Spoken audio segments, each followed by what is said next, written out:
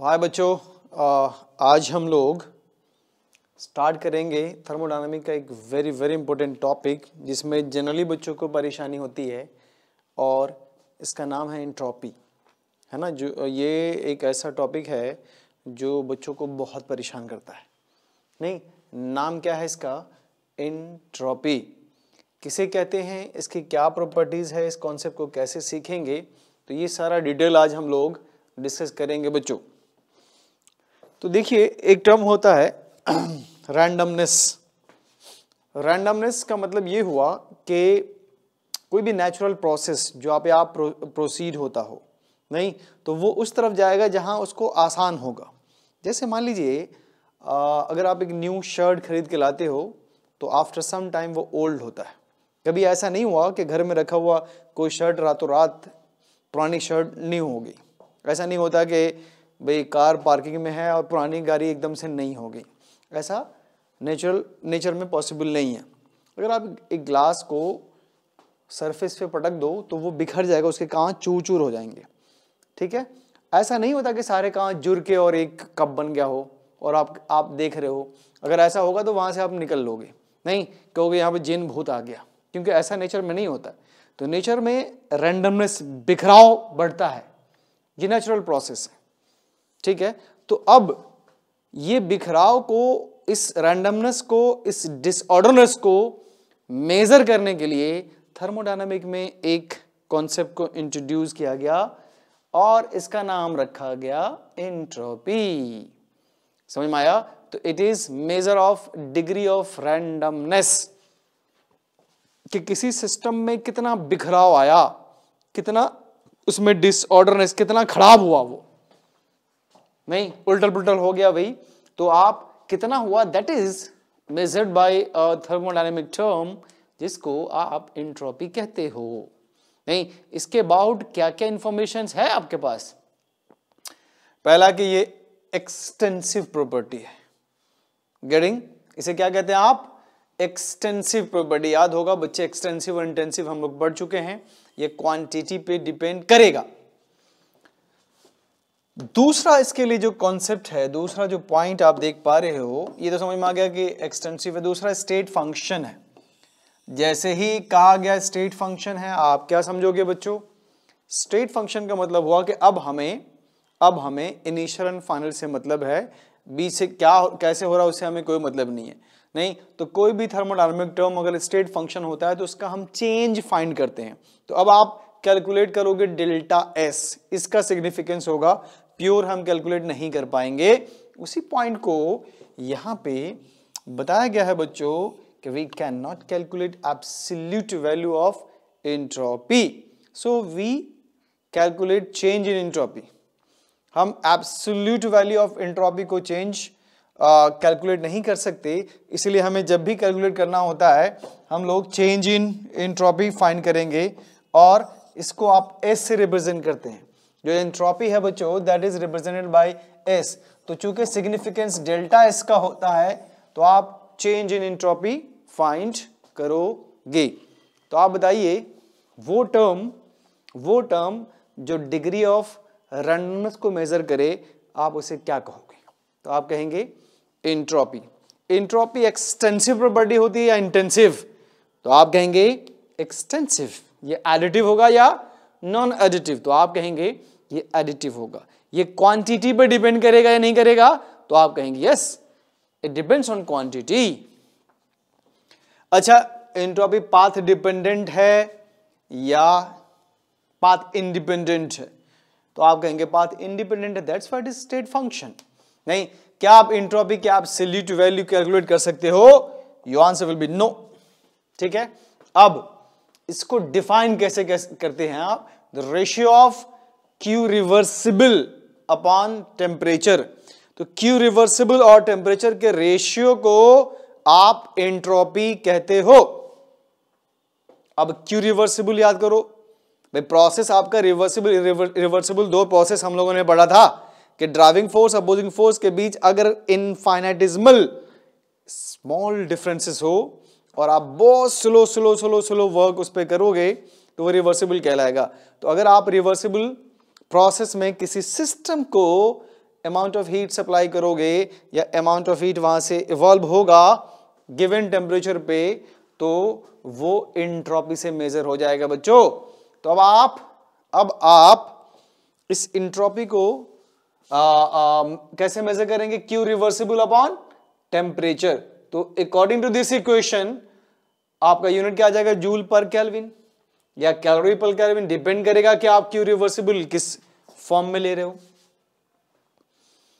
ठीक है बच्चों, तो ये था इंट्रोपी। अब नया टर्म इंट्रोड्यूस हो गया यहां पे, दैट इज मोलर इंट्रोपी। अब आपने मोल फिक्स कर दिया, जैसे मोल फिक्स करेंगे तो जो इंट्रोपी था दैट वाज एक्सटेंसिव प्रॉपर्टी, अब मोलर इंट्रोपी इंटेंसिव प्रॉपर्टी है। तो इसमें कंफ्यूजन होता है बच्चों को, बच्चे कहते हो रहे इंट्रोपी तो इंटेंसिव प्रॉपर्टी है। अरे molar entropy intensive property, not entropy. अगर आपके पास सिर्फ इंट्रोपी है तो वो एक्सटेंसिव प्रॉपर्टी कहलाएगा, लेकिन अगर आपके पास मोलर इंट्रोपी है, आपने मोल इंट्रोड्यूस कर दिया, तो वो आपका इंटेंसिव प्रॉपर्टी कहलाएगा बच्चों। तो अगेन यूनिट क्या आ जाएगा? जूल पर केल्विन पर मोल। उसमें देखो वहां पे क्या था? जूल पर केल्विन था, और इसमें क्या है बच्चे? जूल पर केल्विन पर मोल, और इसको कहते हैं कैलोरी पर केल्विन पर मोल। गेटिंग और नॉट? क्या आप जानते हो सॉलिड, लिक्विड एंड गैस में सबसे ज्यादा बिखराव, रैंडमनेस, डिसऑर्डरनेस किसमें होगा? मॉलिक्यूल सबसे ज्यादा डिसऑर्डर किसमें होंगे? गैस में। तो गैस की एंट्रोपी मैक्सिमम, लिक्विड में थोड़ा कम, और सॉलिड में सबसे कम। समझ में आया कि नहीं आया बच्चे?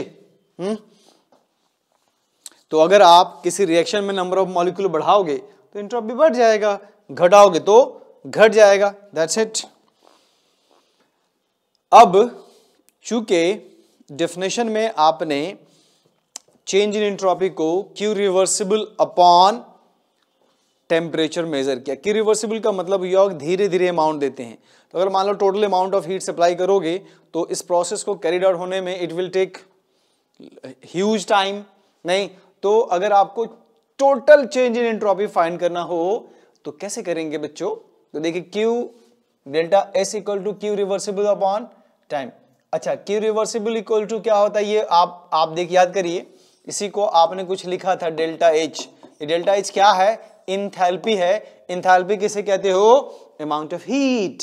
ध्यान सुनो, amount of heat supplied to the system और evolve from the system at constant pressure. ठीक है, ये इंथैल्पी होता है। तो इंथैल्पी इक्वल टू आपने लिखा था change in entropy pressure volume work done. अरे आपने डिफाइन किया था ना बच्चों इंथैल्पी को। इंथैल्पी क्या है? Enthalpy is nothing but sum of internal energy and pressure volume work done है। Internal energy and pressure volume के वर्क डन को आप इंथैल्पी कहते हो। इंथैल्पी क्या है? अमाउंट ऑफ हीट है बच्चों एट कांस्टेंट प्रेशर। अरे किसी सिस्टम को आप हीट सप्लाई करते हो या कोई सिस्टम हीट इवॉल्व करता है to surrounding at constant pressure, उसी को तो इंथैल्पी बोलते हो यार। तो आप देखिए ये डेल्टा एच के बदले हमने डेल्टा क्यू लिख दिया, क्या प्रॉब्लम है? नथिंग। तो delta H plus P D आ गया। अब इस क्यू की वैल्यू को हमने यहां पुट किया तो delta Q plus P delta V upon D आ गया। अब याद करो हमने मोलर हीट कैपेसिटी पढ़ा था, मोलर हीट कैपेसिटी। तो molar heat capacity in terms of eight constant volume qv तो हुआ यार। तो यू को आप क्यूवी भी तो लिख सकते हो, और क्यूवी क्या होता था? एनसीवीडीटी। अरे लास्ट क्लास में, प्रीवियस क्लास में हमने पढ़ा था एनसीवीडीटी रिप्रेजेंट क्यूवी, और QV is what? Amount of heat supplied to system at constant volume. तो delta U that is change in entropy equal to NCVDT लिख सकते हो आप, क्या प्रॉब्लम है इसमें? प्लस पीवी अपॉन टी कर दिया। अब अगर आपको टोटल एंट्रोपी चाहिए तो जो चेंज इन टेम्परेचर और चेंज इन वॉल्यूम पे डिपेंड कर रहा है ये, तो आप T1 से T2 जाइए, initial temperature to final temperature, और V1 से V2। चूंकि प्रोसेस आपका रिवर्सिबल है इसीलिए आप इसको इंटीग्रेट करेंगे। बहुत सिंपल है बच्चों, देख लीजिए आप। जब आप इसका इंटीग्रेशन करेंगे तो NCV तो कांस्टेंट है बच्चे, बाहर करो इसको तो T1 upon T2 dt upon dt बचा। अच्छा ये देखिए यहाँ पे एक चेंज हमने किया, एक छोटा सा चेंज किया हमने। इस प्रेशर P फॉर 1 मोल, अगर आप लिखते हैं for 1 mole PV equal to RT लिख सकते हो ना बच्चों। तो P इक्वल टू क्या हो जाएगा भाई, RT अपॉन V। तो इस P के बदले हम लोग RT अपॉन V लिखने वाले, क्या? तो देखो T और T कैंसिल हो जाएगा। तो हमने क्या किया, RT अपॉन V, तो nRT 1 मोल के लिए अगर लेंगे तो RT अपॉन V 1 मोल के लिए होगा, अगर n मोल हो तो nRT होगा। तो n को बाहर निकालिए, TT कैंसिल हो गया, dV अपॉन V बच गया। ठीक है, तो अब आप जानते हैं कि इंटीग्रेशन dx अपॉन x का इंटीग्रेशन क्या होता है, नेचुरल लॉग x। तो यहाँ पे सेम आपने फॉर्मूला यूज किया, NCV ln dt अपॉन इसका इंटीग्रेशन t2 अपॉन d1 और nr यहाँ पे dv अपॉन है तो natural log v2 upon v1 बच्चे। अगर आप इस नेचुरल लॉग को बेस 10 में चेंज करोगे तो 2.303 से मल्टीप्लाई करोगे और ये लॉग आ जाएगा आपका कौन सा, बेस 10 वाला। तो delta S equal to 2.303 NCV log t2 upon t1 plus 2.303 nr log v2 upon v1। बोलिए,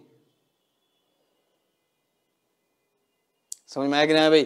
तो delta S equal to 2.303 NCV log t2 upon t1 plus 2.303 nr log v2 upon v1 हो गया।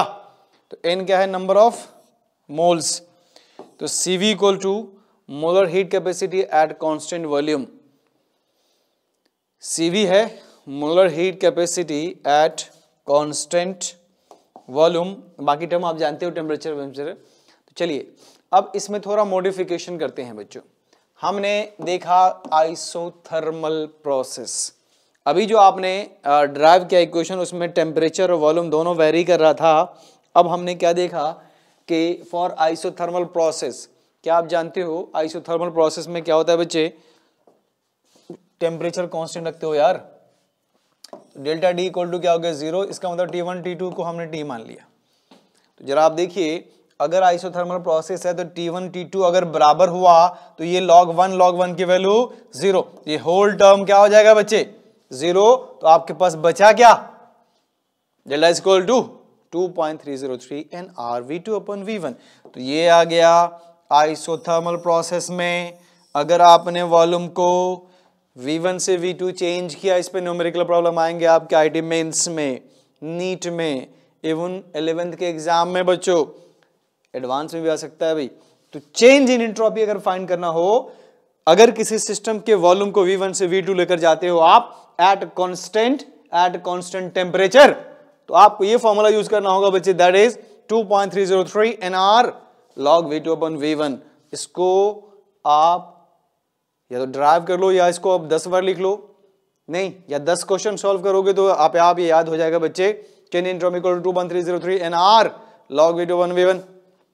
n number of moles है, r जानते ही हो आप, volume आपको दिया जाएगा, इसे सॉल्व करके आप एंट्रोपी चेंज पता कर सकते हो। लेकिन याद रहे टेम्परेचर कांस्टेंट होना चाहिए। अब ये बॉयल्स लॉ के बारे में आपने सुना होगा बच्चे, है ना, 5th चैप्टर में हमने पढ़ा था Boyle's law. At constant temperature volume is inversely proportional to pressure for given amount of gas. तो volume inversely proportional to pressure है, इसका मतलब ये हुआ कि V1 P1 equal to V2 P2 या V1 या V2 upon V1 equal to P1 upon P2 कर सकते हो। तो आप entropy change in terms of pressure भी कैलकुलेट कर सकते हो बच्चे एट कांस्टेंट टेम्परेचर। अगर आपने किसी सिस्टम पे प्रेशर एक्सर्ट किया और P1 से P2 लेकर गए, जितने भी मोल अमाउंट ऑफ गैस लिया होगा आपने उसके अकॉर्डिंग, तो 2.303 nr log P1 upon P2, getting और नॉट। ये हो गया आपका क्या, entropy change in terms of change in pressure at constant बोलो यार टेम्परेचर। ये 2 फॉर्मूला आपके पास इंपोर्टेंट फॉर्मूला आ गया बच्चे, नहीं जिसको आप यूज करने वाले हैं किसमें, बताओ भाई।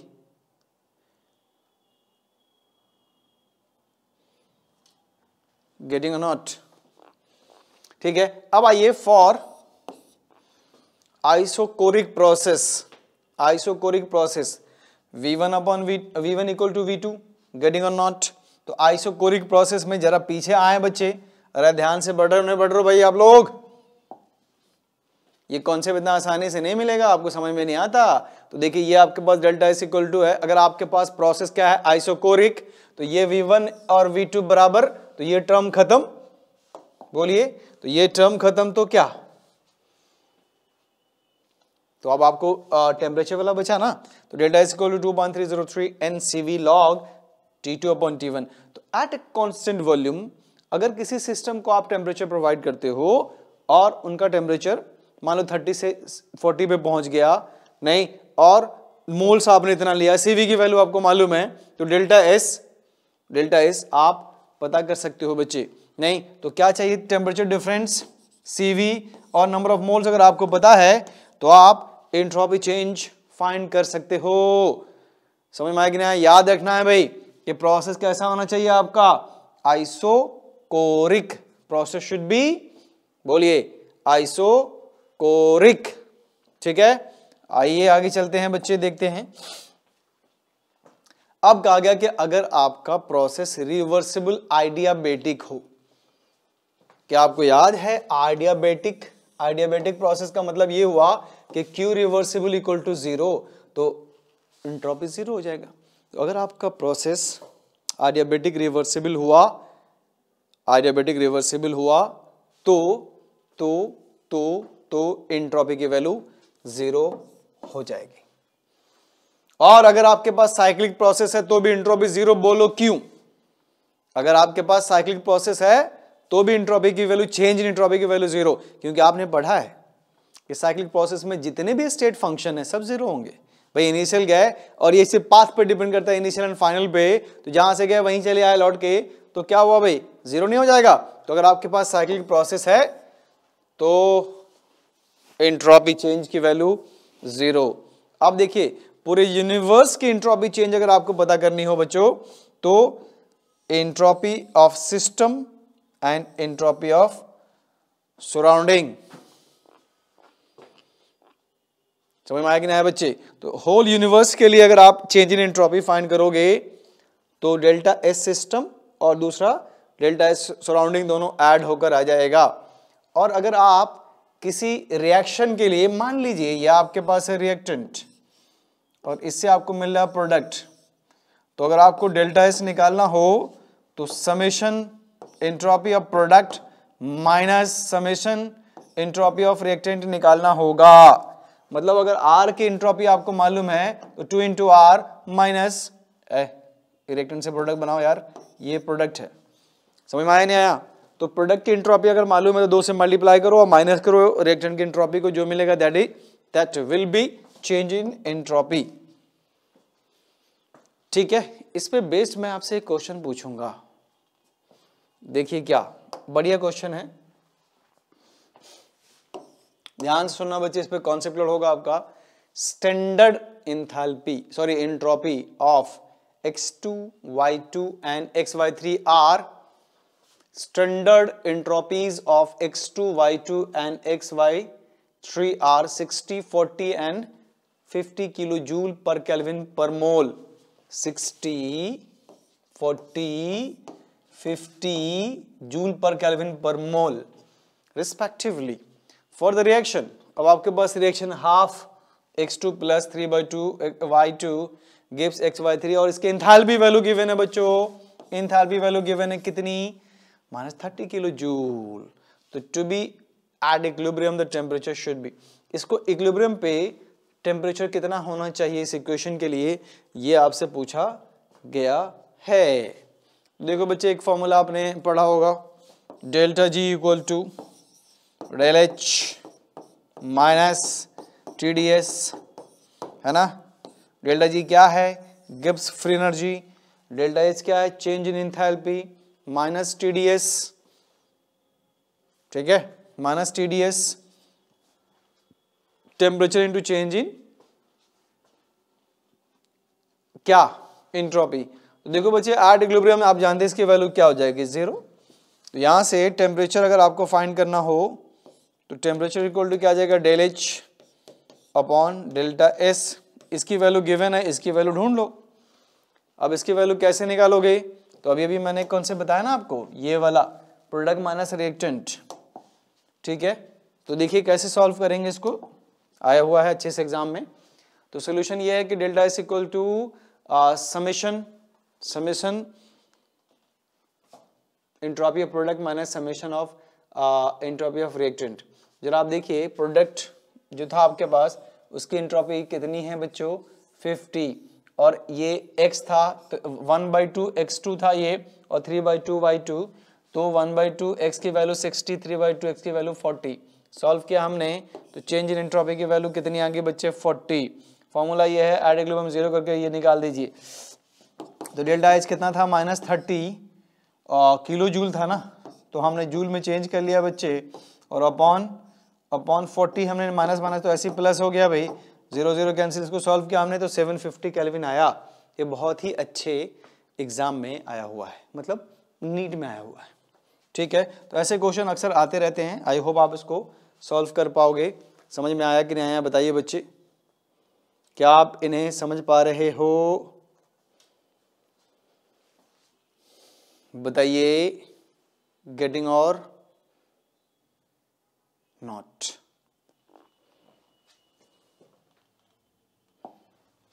देखो अगर अब आप देखिए इंट्रोपी चेंज के बारे में हम बात करेंगे फॉर डिफरेंट प्रोसेसेस से भी क्वेश्चन आते हैं। कहा गया कि अगर आपके पास सॉलिड, लिक्विड एंड गैस है, जैसा कि आप जानते हो जैसे सॉलिड से लिक्विड, लिक्विड से गैस जाएंगे, रैंडमनेस बढ़ेगा, और रैंडमनेस को मेजर करने के लिए आप एंट्रोपी यूज करते हैं।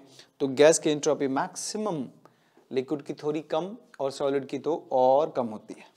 जैसे एक सवाल आपसे पूछेगा कि हमारे पास है PCl5, इसको हमने डिकम्पोज किया तो हमें मिला PCl3 + Cl2। आपसे कहेगा what about sign of del S and delta H and delta S. इस प्रोसेस के लिए all the 3 components are gases. आपसे पूछा गया बच्चों कि बताओ इसमें डेल्टा एच और डेल्टा एस क्या साइन क्या होगा, माइनस+। देखो डेल्टा एच अगर आप नेगेटिव लिखते हो तो आपका प्रोसेस एक्सोथर्मिक होता है, और पॉजिटिव लिखते हो तो एंडोथर्मिक। तो आप बताइए PCl5 को आपने ब्रेक किया, याद करो आपने पढ़ा था 4th चैप्टर में PCl5 के पास 2 तरह के बॉन्ड होते हैं, एक्सियल एंड इक्वेटोरियल। इक्वेटोरियल का बॉन्ड लेंथ ज्यादा होता है एज कम्पेयर टू, नहीं, एक्सियल का बॉन्ड लेंथ ज्यादा होता है एज कम्पेयर टू इक्वेटोरियल। इसका बॉन्ड लेंथ ज्यादा है, इसका मतलब उनको डिसोशिएट करना आसान, हीट करोगे 2 बॉन्ड टूट जाएगा। तो क्या मिला आपको, पीस हीट करने का मतलब आपने एनर्जी दिया ना, तो इसने एनर्जी गेन किया, दैट मीन्स कि ये प्रोसेस क्या हो गया आपका, एंडोथर्मिक। तो एंडोथर्मिक के लिए आप सिंबल क्या लिखोगे, पॉजिटिव। अब आप देखिए पहले एक गैसेस मॉलिक्यूल था, अब 2 हो गए, तो रैंडमनेस क्या हो गया, बढ़ गया, बिखराव क्या हो गया, बढ़ गया, तो एंट्रोपी भी आपका पॉजिटिव आएगा।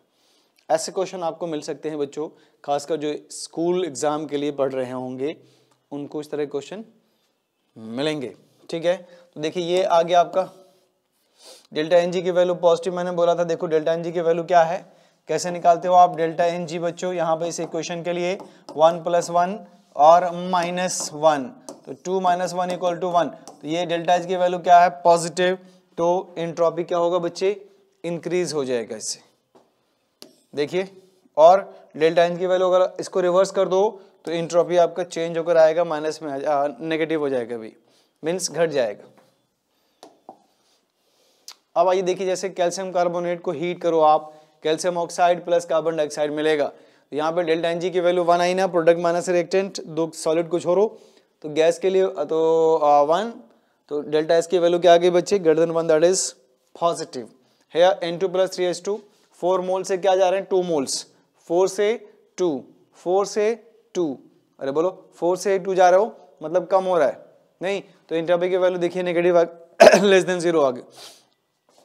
यहाँ पे अभी बता ही दिया मैंने आपको भाई कि 2 से प्रोडक्ट में आपके पास 2 मोल्स हैं और रिएक्टेंट में 1, तो 2 - 1 दैट इज 1, तो 0 से ज़्यादा है भाई, तो आप इसको पॉजिटिव वैल्यू में काउंट करेंगे। नंबर ऑफ मोल्स बढ़ाओगे एंट्रोपी बढ़ेगा। याद रखो भाई, यही सारे पॉइंट है जिस पे क्वेश्चन बनाए जाते हैं बच्चों। नंबर ऑफ मोल्स बढ़ाएंगे एंट्रोपी बढ़ेगा, टेम्परेचर बढ़ाओगे एंट्रोपी बढ़ेगा, वॉल्यूम बढ़ाओगे एंट्रोपी बढ़ेगा बच्चों, प्रेशर बढ़ाओगे एंट्रोपी घटेगा, प्रेशर बढ़ाओगे एंट्रोपी घटेगा। देखिए सब बढ़ रहा था, एकदम से ये घट गया। तो नंबर ऑफ मोल्स बढ़ाएंगे तो एंट्रोपी क्या होगा, बढ़ेगा। टेम्परेचर बढ़ाओगे तो एंट्रोपी बढ़ेगा, वॉल्यूम बढ़ाओगे तो एंट्रोपी बढ़ेगा, प्रेशर बढ़ाओगे तो एंट्रोपी घटेगा। देखो आयरन को हमने 300 केल्विन पे रखा, अब हमने 400 केल्विन पे इसको लेकर गए तो एंट्रोपी क्या हो गया, बढ़ गया, क्योंकि आपने टेम्परेचर बढ़ा दिया बच्चे। क्योंकि हाई टेम्परेचर पे ज्यादा वाइब्रेशन होगा, ज्यादा वाइब्रेशन होगा तो फ्लक्चुएशन ज्यादा होगा, मतलब रैंडमनेस ज्यादा आएगा। CO2 को 10 ATM पे रखा था आपने, अब 1 पे ले गए हो, प्रेशर आपने घटा दिया तो एंट्रोपी बढ़ गया। देखो उल्टा हुआ ना, कॉन्सेप्ट था कि प्रेशर बढ़ाओगे एंट्रोपी घटेगा, लेकिन हमने प्रेशर को घटाया तो एंट्रोपी हमारा क्या हो गया, बढ़ गया। गेटिंग और नॉट? तो क्या आप इन कॉन्सेप्ट्स को समझ पा रहे हो बच्चे?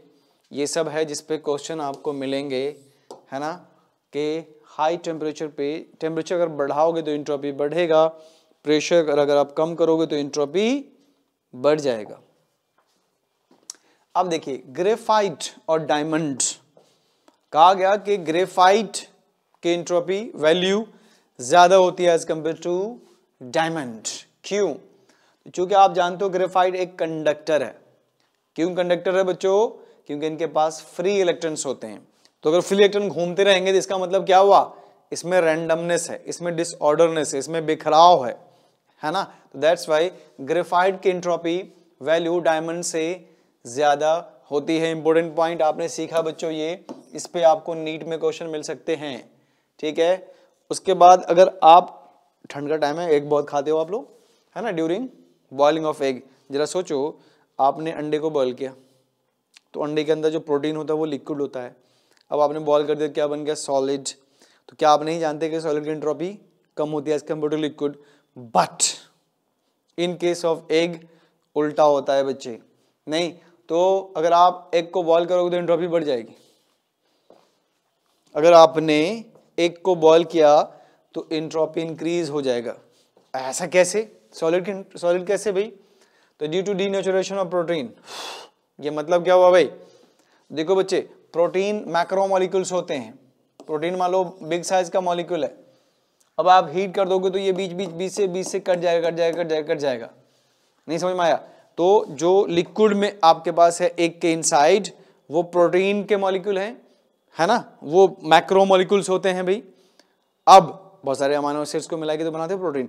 अब आपने क्या किया, उसको बॉईल कर दिया। जब बॉईल करेंगे तो बीच से जो क्या होंगे, प्रोटीन कट जाएंगे।